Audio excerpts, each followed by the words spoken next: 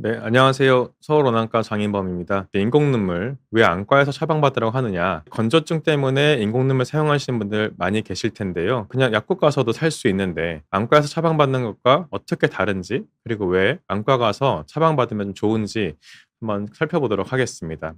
우리가 이제 눈물막이라는 게 있습니다. 그래서 눈물막의 항상성, 그것이 이제 상실되면서 눈에 여러 가지 증상을 동반하는 다인성, 즉 원인이 여러 가지인 안과 표면 질환이다라고 하고 있습니다. 그래서 건성환이 생기면 어떤 증상이 있는지 보시게 되면 먼저 눈에 이물감이 있을 수 있습니다. 또 눈의 통증, 눈부심, 흐릿한 시야, 뻑뻑하고 눈뜨기 힘든 경우가 있는데 내가 안구 건조증일까라는 생각을 해보시게 되면 눈에 통증이 있거나 모래가 들어간 듯한 느낌이 드는 경우 또는 무엇을 오래 볼 때 시야가 흐려져서 보는데 불편한 경우 건조한 실내에 갔을 때 눈이 뻑뻑하고 제대로 뜨기 힘든 경우, 또한 우리가 이제 밝은 빛에 갔을 때 빛에 예민해지고 자주 눈을 찌푸리고 비비는 증상이 있는 경우, 아침에 눈을 뜨기 힘들고 눈곱이 평소보다 느린 경우도 의심해 볼 수 있습니다. 이거는 우리가 생리적으로 누구나 밤 사이에 우리가 수면을 할 때 눈물 분비가 줄어들게 됩니다. 아침에 눈을 너무 뜨기 힘들고 눈물이 마르면서 눈곱처럼 끼는 경우는 건조증이 있구나라 생각해 볼 수 있을 것 같습니다. 장시간 모니터를 보면 시력이 약간 흐려지고 떨어진 것 같다, 이런 증상이나 마지막으로는 에어컨이나 히터가 켜진 곳에 갔을 때 오히려 눈물이 난다. 이게 왜 눈물이 흐르는데 건성환을 얘기하냐라고 하면, 우리 눈은 원래 일정량의 눈물이 나오고 눈을 잘 보호해주고 적신 다음 내려가게 되어 있습니다. 건조증이 심한 경우는 이 눈 안구 표면이 매끈하지 못하고 또 눈물이 충분하지 못해서 외부 환경에 꽤 자극이 될 수 있습니다. 그런 경우는 눈물샘에서 내 눈에 눈물이 부족하곤 해서 갑자기 분비를 확 많이 해버립니다. 이 내려갈 수 있는 눈물량보다 나오는 양이 많다 보니까 남는 게 흘러내리게 됩니다. 나이가 들어감에 따라 점점 증가하는 걸 볼 수 있는데, 보통 이제 전반적으로는 나이가 들어감에 따라서 증가한다고 보면 될 것 같습니다. 이 눈물막이라고 하는 거는 우리 눈 표면에 존재하고 있고요. 눈을 깜빡이면 눈의 표면에 고르게 퍼지면서 안구를 보호하는 역할을 합니다. 이와 더불어서 당연히 이게 매끈해야 투명한 각막에 빛이 잘 들어갈 수 있도록 투명도를 잘 유지해 줄 수 있을 것 같고, 눈물은 그냥 물이냐? 그래서 눈물은 요 점액층이 가장 안쪽에 분포를 하고요. 그 눈물샘에서 나오는 수분, 정말 물입니다. 이게 한 80% 정도를 차지하고 있습니다. 그리고 가장 바깥쪽은 기름층이라 그래서 그리고 눈꺼풀에 보이는 마이봄선이라고 있습니다. 그래서 여기서 피지 같이 보이는데 이런 기름이 나와서 눈물의 가장 겉자리를 포장하게 됩니다. 그래서 이 점액층은 이 눈물의 가장 아래에서 이 수분, 눈물을 좀 잡아준 역할을 하고 있고요. 그 위에 물이 있고, 마지막으로 기름층은 이 겉에를 약간 코팅을 해서 증발이 잘 되지 않도록 천장 역할을 해준다라고 생각하시면 될 것 같습니다. 건성환이 생기는 이유는 물 자체가 부족하거나 증발이 빠르거나 어떤 불균형으로 인해서, 이 두 가지가 복합된 경우가 있는데, 이제 이런 세 가지 원인으로 인해서 건성환이 생길 수가 있는데요. 눈물 생성, 물 자체가 이제 적게 나오는 거 어떤 게 있을까요? 많이 들어보셨겠지만 쇼그렌 증후군이 있습니다. 이 쇼그렌 증후군은 분비샘 역할을 하는 곳에 염증이 생기는 자가면역 질환이고요. 점막기관이 건조해진 경우도 있고 피부까지 침범하는 경우도 있습니다. 눈물샘의 기능이 정화되는 경우 이유가 될 것 같습니다. 암에 걸렸다든지 방사선 치료를 받는 경우, 또는 염증, 이런 스티븐 존슨 증후군이나 천퍼천 등의 점막 조직이 손상되는 질환에서도 있을 수 있고, 렌즈를 아주 오래 낀다든지 라식을 해서 투명한 각막의 감각이 좀 떨어지는 경우, 이 각막에 영양을 충분히 공급하지 못해서 우리 감각이 떨어지는 그런 병이 있습니다. 이런 경우는 각막에서 건조함을 느껴주고 그로 인해서 눈물 분비량을 조절해줘야 되는데 느끼지 못하는 거죠. 그러니까 눈은 건조한데 눈물이 많이 나와야 못 나오는 거예요. 눈물막에 잘 증발하는 꺼풀에서 나오는 그 마이범샘의 기름이 눈물막을 포장해줘야 되는데 잘 나오지 못해서 증발이 빨라지는 경우가 있습니다. 이게 마이범샘 기능 장애고요. 이런 것들이 잘 배출되면서 이제 눈물막과 섞여가지고 눈물막 끝을 포장해줘야 됩니다. 막힌다면 눈물막 제일 바깥층 기름층의 부족으로 증발이 증가합니다. 이 눈꺼풀의 형태 이상, 우리 갑상선 항진증이 있으실 때 안구가 약간 돌출될 수 있습니다. 눈 표면이 증발이 많이 될 수가 있고, 또 눈을 감았을 때 완전히 감기지 않으면 또한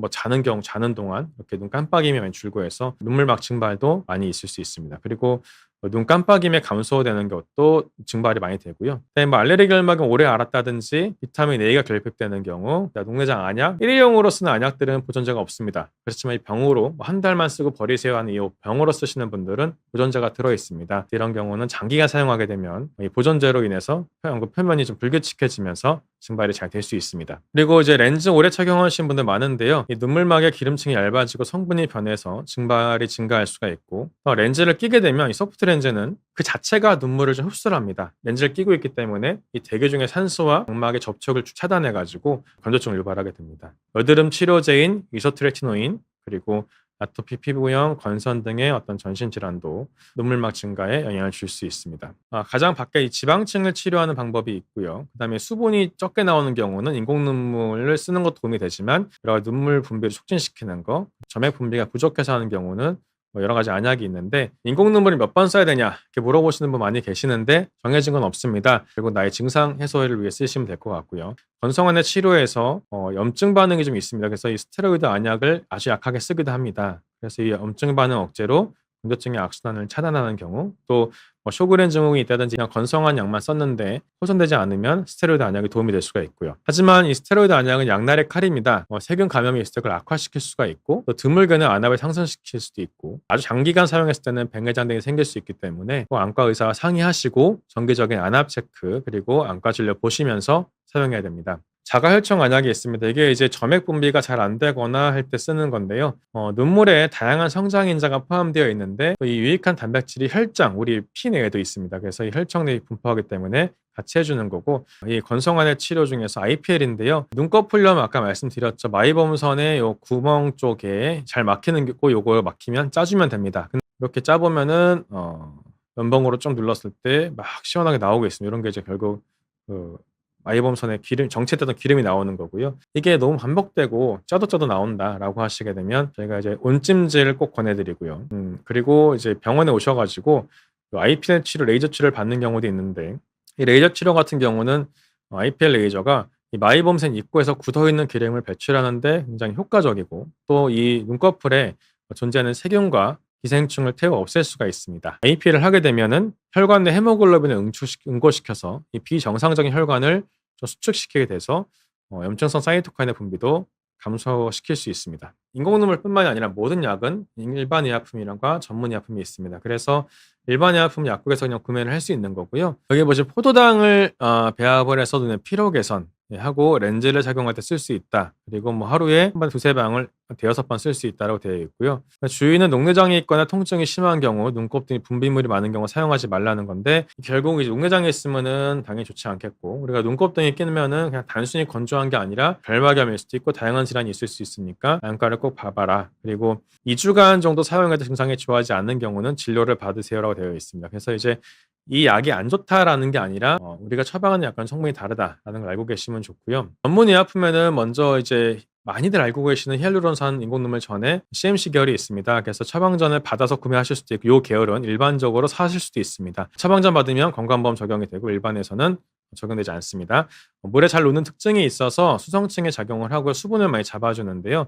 점성이 비교적 적습니다. 그래서 렌즈 끼시는 분들 비교적 좀 편하게 전환하실 수 있습니다. 가장 많이 알려진 히알루론산 나트륨. 이 히알루론산 나트륨 성분 자체가 자기 무게보다 10배 이상의 수분을 흡수를 할 수 있습니다. 그래서 물을 딱 잡고 있기 때문에 좀 촉촉하게 유지할 수 있고요. 상처 회복에 도움이 되고 일회용짜리 요새 보험이 개정이 돼가지고 건강보험에서 하루 최대 6튜브 이상은 사용할 수가 없습니다. 농도도 0.1%, 0.15, 0.18, 0.3% 이렇게 많이 나오고 있습니다. 자기 건조증 정도에 따라서 의사와 상의하셔서 처방을 받으시면 될 것 같습니다. CMC 계열 인공눈물은 약국에서도 생길 수 있고 일반 약품 살 수 있습니다.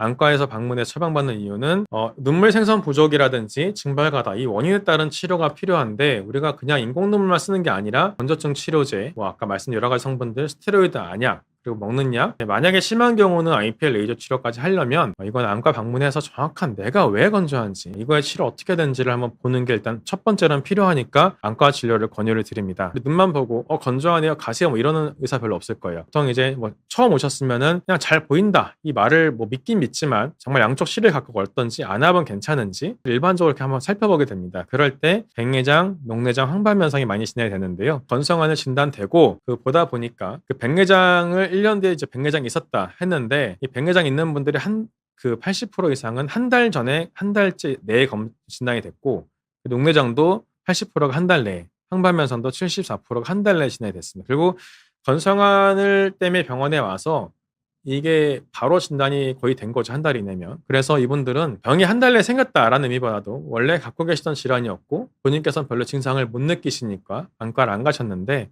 가장 지금 불편한 건조증, 이 인공눈물 받으러 갔다가 검사해보고 이런 게 발견이 되신 거죠. 그래서 관리를 받으시는 경우가 많이 있고요. 그러니까 인공눈물을 타러 가서 안과에서 간단히 우리 몇 가지 검사만 해보시더라도 그런 게 발견이 미리 되면 증상 없을 때부터 잘 관리하시면 되니까 그렇게 안과에서 받는 게 좀 필요할 것 같습니다. 뭐 정리해보면요. 건성하는 입원율은 계속 증가하고 있고 나이가 증가함에 따라 증가하므로 앞으로 고령화시 때는 더욱 증가할 것입니다. 인공눈물 저만뿐 아니라 건성환의 원인에 따른 치료를 위해서 안과에서 정확한 진단과 관리가 중요하고 또 약제 사용 중 예를 들면 스테로이드 되겠죠. 약제 사용 중에 안압이 오른다든지 백내장, 감염 등의 발생 여부의 관찰과 눈꺼풀염의 적극적인 치료, 뭐 온찜질 떠나서 IPL까지 할 수 있게 안과 진료는 필요할 것 같습니다. 그리고 건성환을 위한 안과 진료는 백내장, 녹내장, 항반면상의 조기 발견과 치료에 중요하기 때문에 꼭 인공눈물 그냥 약국 가서 편하게 살 수 있으니까 됐어 넣고 편하니까 끝 이렇게 생각하실 게 아니라 꼭 간단한 증상도 안과 가셔서 자기 눈 상태를 잘 진단받고 확인하고 그 다음에 사용하시면 좋겠습니다. 앞으로도 더 좋은 내용을 가지고 다음 달에 인사드리겠습니다. 감사합니다.